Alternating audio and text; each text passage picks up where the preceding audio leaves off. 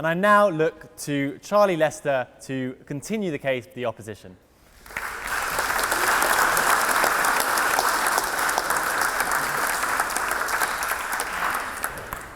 Thank you, Mr. President, and good evening, ladies and gentlemen. It's an absolute privilege to be invited to speak here today. Thank you to all the speakers who've gone before me. What a topic to be debating. I'm not sure if it's ironic that I'm single and arguing in favour of true love while members of the opposition are happily married. Let me begin by defining the indefinable. What is true love? We've all heard thousands of songs about it, read poems, watched films, but what exactly is it? Anyone who's ever been to a wedding will probably have heard a quote from Corinthians 13. Love is patient, love is kind. It does not envy, it does not boast. It is not proud, it is not rude, it is not self-seeking. It is not easily angered, it keeps no record of wrong. Personally, I don't think that sounds like something that we should be getting rid of, and I'm neither religious nor in love. True love has been called an ideal, something too perfect to truly exist. And it is suggested that people waste their lives searching for this idealistic notion. I work in the dating industry, and to some degree, I can see how online dating hasn't helped with this perception, because often sites require a person to define exactly what they're looking for. And while on a more serious site, what they may actually be looking for is love, what they type in is over 6 foot, brown hair, blue eyes, big paycheck. I regularly hear matchmakers telling stories of clients who have approached them with insanely long lists of requirements in a future partner, when really all that matters about the match is a mutual attraction which leads to mutual affection and commitment. I would like to argue against the representation of true love as an ideal. True love is a choice to commit to another person, a decision that someone is your one. It isn't a case of finding the one person out of 7.6 billion people destined to be with you. It's a matter of finding someone who you are happy and willing to commit to, and who will do the same for you. While I have not known true love myself, I have seen it firsthand in my parents. They were born in different countries and met in a rather fairy tale-like way. My mum grew up on a remote farm in rural Romania, and my dad was on the 1970s equivalent of a gap year. However, the true love part of their story was not the way they met. It was the realities and struggles that they endured together over 30 years of marriage. They both made a commitment and they stuck to it, in sickness and in health, tackling cancer, mental illness, unemployment, and much more together as a solid, unbreakable unit. It wasn't an ideal, it was a reality. And why anyone would want to give that up, or give up the choice of that reality, is beyond me. The opposition today may argue that society has changed a lot since my parents met, that hookup culture is increasingly prevalent and encouraged by dating apps like the ones which enter the dating wards. And yet this hookup culture is nothing new. It has existed for thousands of years behind relatively closed doors.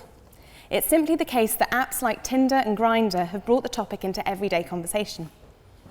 While dating apps make one-night stands simpler to orchestrate, 15 years ago when I was a fresher, at the other place, people were just as promiscuous. They simply met in clubs before bed hopping. And these instincts go far beyond living memory, as far back as ancient Greece and Rome. The House may move to abandon the ideal of true love because hookup culture suggests the notion is outdated, and yet true love and promiscuity have lived side by side throughout civilization, each serving a purpose to different people at different times in their lives. As I mentioned at the start, astonishing amounts of art, film, music, poetry and prose are inspired by love. It's a notion which brings out the very most creative side of humans. And while some may say that it's the ideal of love which encourages the arts and not the reality of it, I think you have to feel something to truly be inspired by it. To abandon true love is to abandon a notion which has inspired some of the most treasured works of mankind. Some may argue that hookup culture and the prevalent promiscuity show that we're simply animals, governed by our loins, and that love is just a carefully crafted mix of chemicals designed to ensure the continuity of the human race. And yet, if that were true, then why do some men fall in love with other men, and some women with other women? Why do some animals mate for life and remain coupled long after reproduction is a concern? Furthermore, isn't one of the things which distinguishes us from animals our capacity to create art and literature and music, things which the sentiment of true love has pervaded over time? True love not only invigorates our minds, it also fortifies our bodies. Studies in the American Journal of Medicine have shown that men who feel loved and supported by a spouse have a reduced risk of angina and less chance of contracting stomach ulcers. By contrast, tachycardiomyopathy is a condition by which someone can quite literally die from a broken heart. The emotional stress caused by rejection can cause a sudden weakening of the lining of the heart, which causes symptoms similar to a heart attack. The Harvard study of adult development tracked the lives of 268 Harvard students for almost 80 years, with an aim of revealing clues to living a happy, healthy life.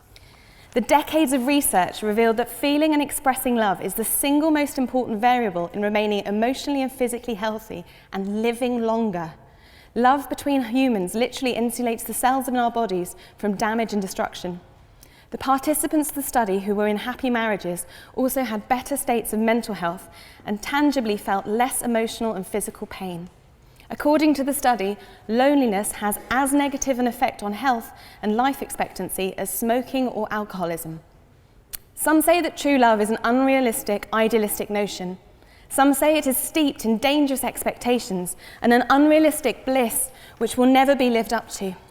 And yet the health benefits of a stable romantic relationship have been proven. True love is not an ideal, it is a choice, and one which should not be removed from the table. Yes, there is, and always has been, a place for hookup culture and open relationships, but there is also a vital place in society for true love. This is something which the dating industry acknowledges and caters for, with different apps, sites and offerings available for every intention and predilection. At one end of the spectrum, a Tinder and Grindr. At the other, Match.com, Gaydar, Christian Connection, Her. True love is not an ideal. It is not a tick list or an unattainable destination. It is pragmatic and enduring. True love is not a feeling, it is an action.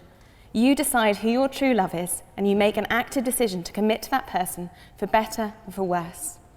You can choose to be all of those things in the Corinthians verse. As a single woman of an age where there is a social pressure on me to settle down, the operative word perhaps being on settle, I can honestly say that true love is not a notion which I have abandoned, and I don't believe it is one that the House should either. Ladies and gentlemen, I urge you to vote no tonight.